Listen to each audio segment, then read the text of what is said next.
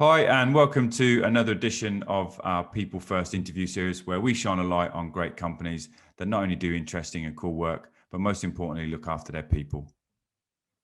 Identifi Global is a market leader in personalized career management and talent acquisition, specializing in the legal, tech, and legal services market with great candidate experience guaranteed.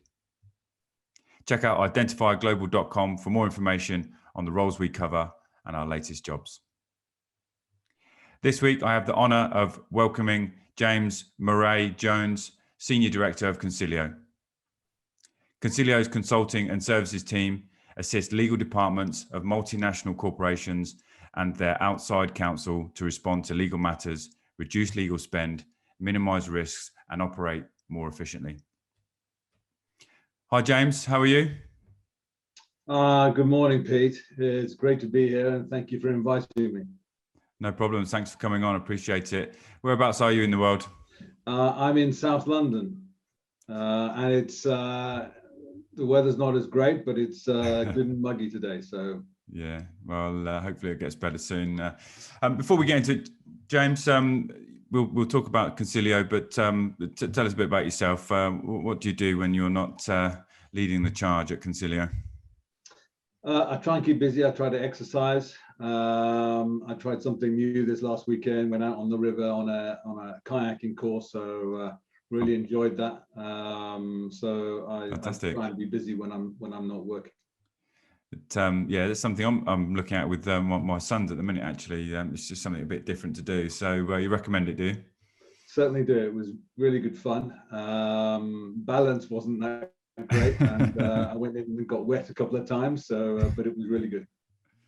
Good stuff. Good stuff. So, Consilio is a large business. So perhaps you can give us a quick overview of what they do, but more specifically, your part of the business and what you contribute.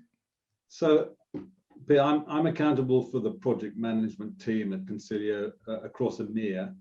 I've been here nearly 2 years, but I've been in the legal e-discovery sector for the last 15. Consilio, as a company, it's a global leader in e-discovery, document review, and legal consulting services, and we have over 70 offices globally. That includes document review facilities and data centers in Europe, Asia, and North America. We assist legal departments to efficiently respond to legal matters across a whole spectrum of industries.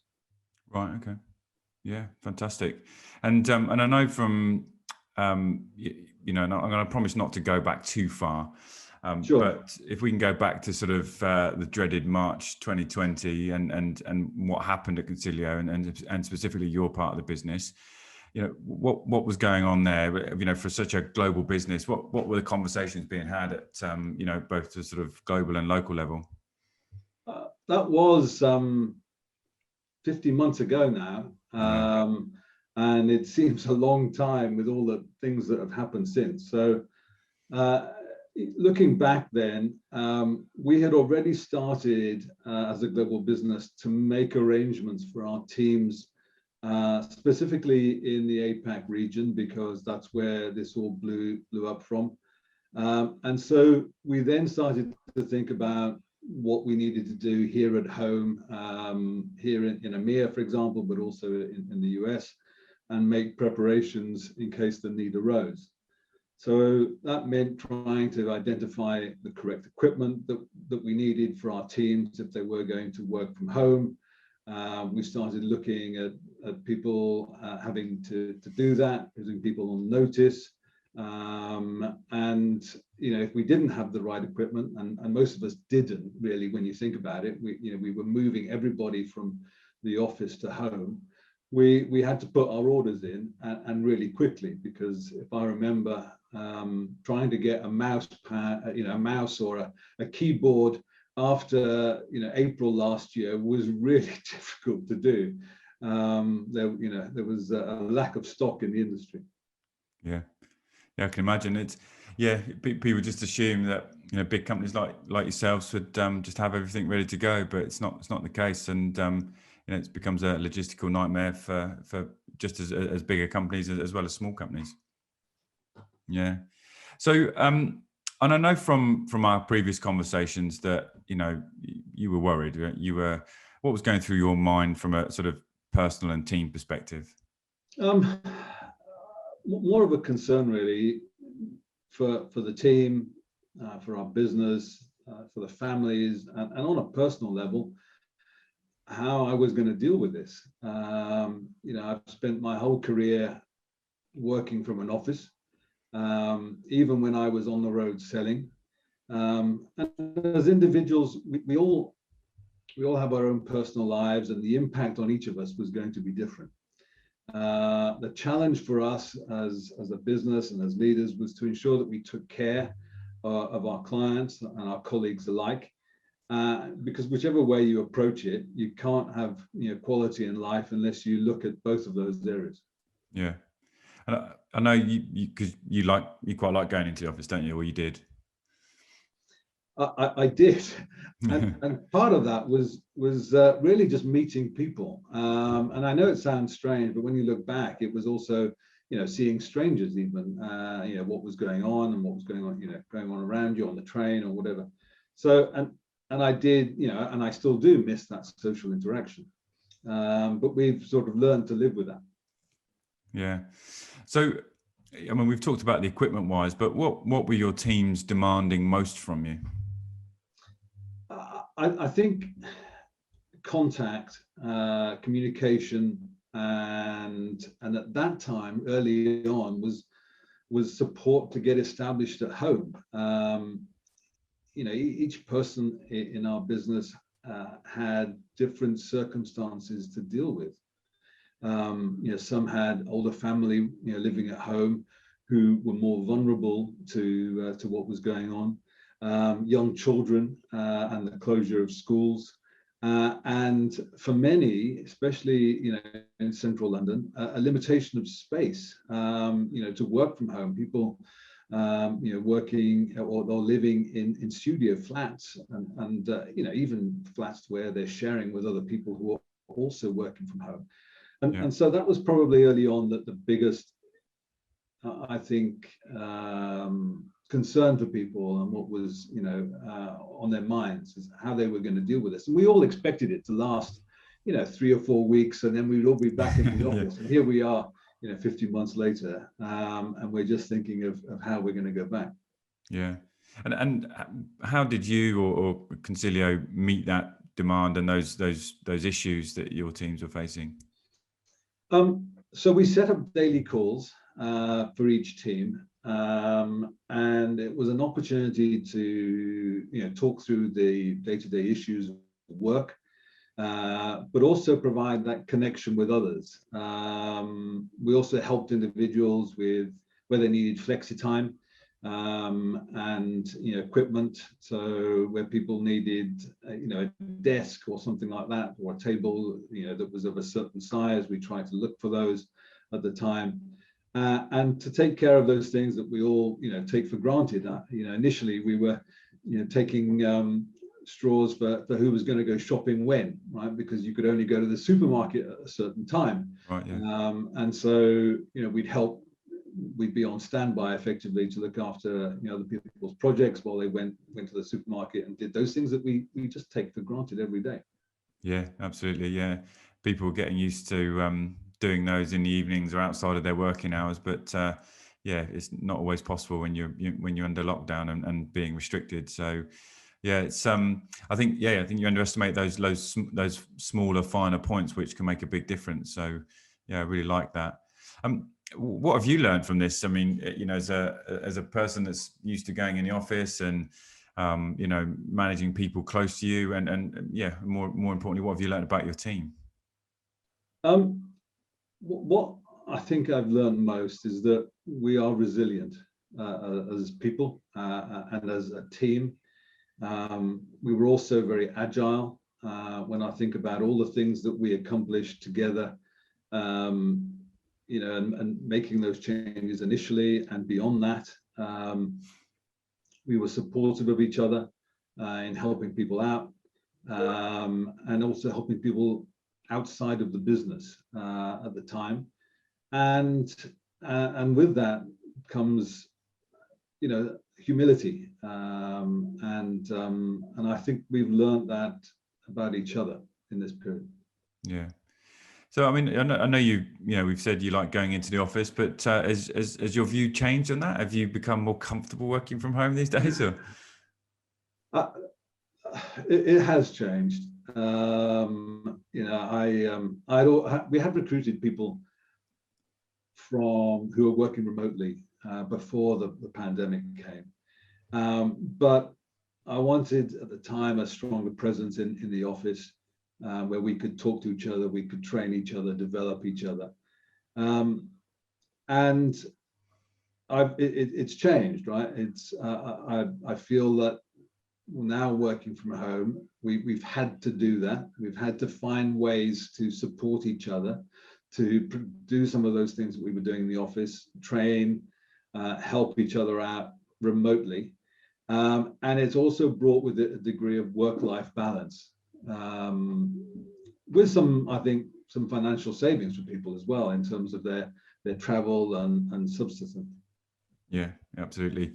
Yeah, there's lots of people traveling into London who were buying season tickets that getting huge savings, or it's almost like a pay rise. What we've seen is where organisations are sort of demanding that sort of 2 to 3 days a week in the office. It's actually, they're no better off if actually it's because they're having to buy a week's or a month's season ticket, because it's cheaper than buying a 3-day day pass or whatever it looks like. So but yeah, getting that flexibility is really, really important. And what about your team? Were they glad of the change, or were they sort of very much office focused and now preferring working from home? I think everybody has different home circumstances, and feelings are mixed. Yeah.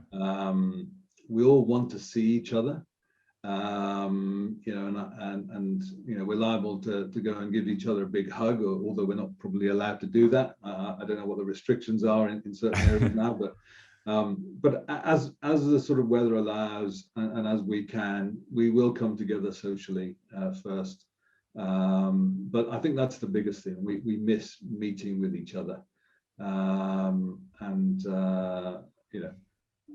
that's the first step, I think. Yeah, I think, like you say, if depending on your home situation, I think when you've got a nice office where you can sit at home, and you've got space where you can almost feels like you're going to the office, I think it's different. But like you said earlier, if you're sharing a house, especially in a city, it's quite common. You might be house sharing, and they're also working from home. Actually getting out and going to an office is almost needed, let alone whether it's wanted or not. Yes. Yeah. So how have you, I mean, you've given some idea of how you've had to adapt to your the way you engage your people and the training and daily updates with your people. What about your customers and clients? Have you changed the way you engage with those? We continue to engage with our clients through voice, through email correspondence initially. We've started now as restrictions have begun to ease here in the UK, to engage with them in person in some instances. Elsewhere, it's down to local restrictions. We've built a greater reliance, I think, as everybody else has, on video conferencing platforms, both with clients and internally.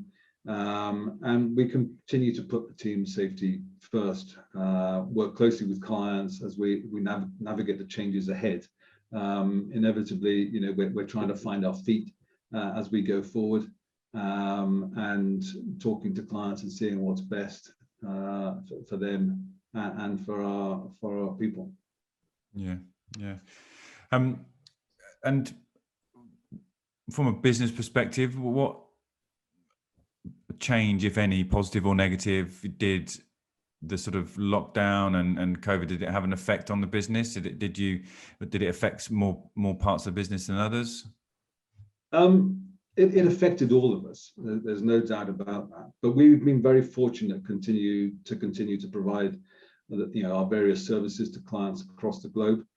We service in each of our countries, people in other regions as well. So, and most importantly, our business community and continued growth has had a positive impact on our colleagues, our business continuity, that is. We have grown in the last year. The additional, pressures of worrying about job security was, I think, an initial impact for us, and that was a key objective for us at the beginning of this pandemic last year. We wanted to preserve, the jobs for our people, and we did that very successfully. And we continue to grow. We continue to look for people. We, as I said earlier, we've missed that social interaction. We've been in our own bubbles for such a long time, but we've started to come out of that now, and that's great to see. Yeah, absolutely. And it's an interesting point, actually, as we start to come out of lockdown. Everyone wants social interaction. I'm going to meet a client, straight after this. Haven't seen him for 15 plus months. Even though he's a very good friend and things like that, I'm nervous about meeting him because I haven't seen him for such a long time. It's and it was like that when we first went back into the office as well. It was just all a little bit awkward. I mean, we're back to it now and it makes no difference. But I mean, what initiatives have Consilio put in place then to support mental health, essentially? What have you done in that space? As a business, Consilio has always prioritized and promoted good mental health, and we were fortunate that we had already resources in place prior to the lockdown that happened last year. We have an employee assistance program giving colleagues access to some great resources. Our private medical insurance provider has provided some great material, webinars, sessions for physical and mental well-being. This year we introduced Wellbeats globally, which is an on-demand fitness platform. Okay. Pre-lockdown, we had various teams across the country who started the Virgin Global Challenge. Okay. Whether you know that, and we had huge support from a number of people, and we continued that during those, I think, the hour of exercise that we could do a day to try and continue those steps that we were doing. We organized numerous virtual social events, like escape room and murder mystery and team events and quizzes. Wow. We were having lunch sessions beforehand, so we continued that after lockdown, and trying to get close contact with each team member really through those daily team catch-ups. And it's not just about, and I think I touched on it before, but it's not just about the work aspect to it. It's those what I would call cuppa moments, where you go into the kitchen, you want to make a cup of tea, you have a chat with somebody about something, and it could be anything, whether it was work or whether it was shopping or some activities or the football or whatever else. And so those daily moments of getting together were really important, for a number of aspects. Yeah.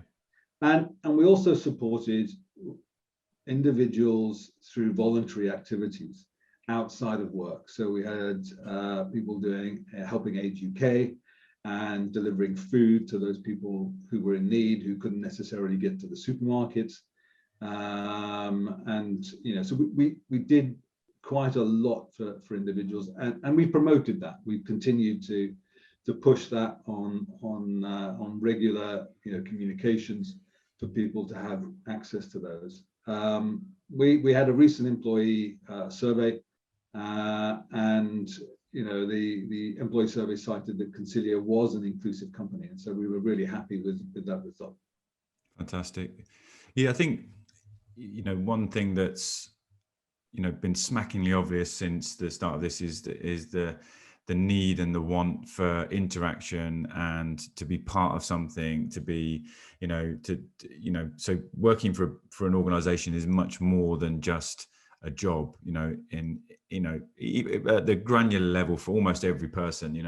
There's very few people out there that yes, they want the job, but it's more than that to them. And when you take that away, it leaves a big gap in their social and their inclusion activities that go about, that they go about on a daily basis. So on that, I mean, you mentioned there it's an inclusive environment. What have you done, or what do Consilio do to support diversity and inclusion?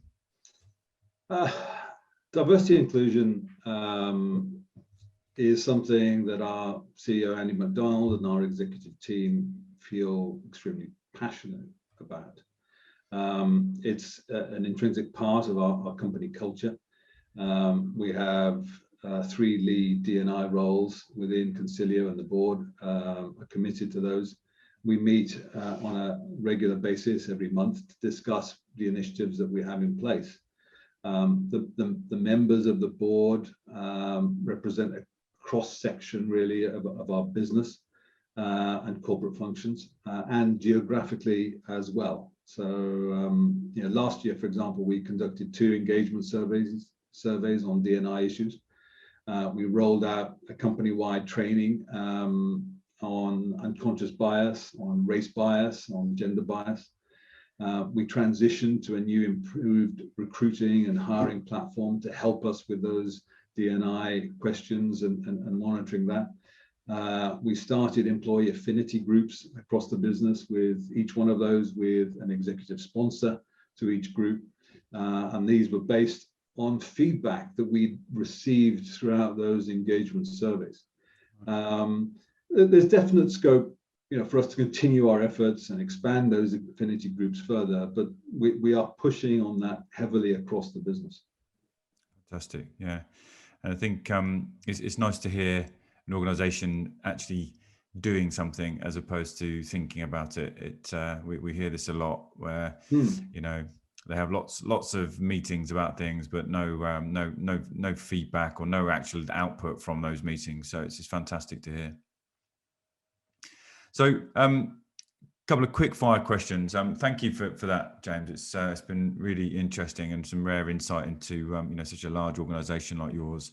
And it's fantastic to hear that the things that you've done to look after your people through this crazy time that we've been through. But 2 quick fire questions, okay? And I ask these at the end of every interview. And it is for anyone listening that is potentially thinking about joining Consilio and potentially your team. So no pressure, okay? So what does leadership mean to you? Listen, it's about service. Service to our colleagues, our clients, on who we depend, and empathy to understand what's going on. I think, and a lot of people may have be aware of Simon Sinek, and he said it, I think, best really. It's a responsibility to do more, not a license to do less. Like that, yeah. And what piece of advice would you give your peers around remote people management, given what you've learned? I think we have an obligation to listen to our colleagues and to, whether they're remote, whether they're in the office, combination of those two. We have to create a trusting and safe environment for them to work and collaborate in. And it's as simple as that. Yeah, fantastic. Thank you for that, James. It's been fantastic. And if you're listening to this and you're interested to know more about Consilio and James's team or the wider business, please check out their website. Links will be available via the podcast. But James, it's been fantastic having you on. I appreciate your time.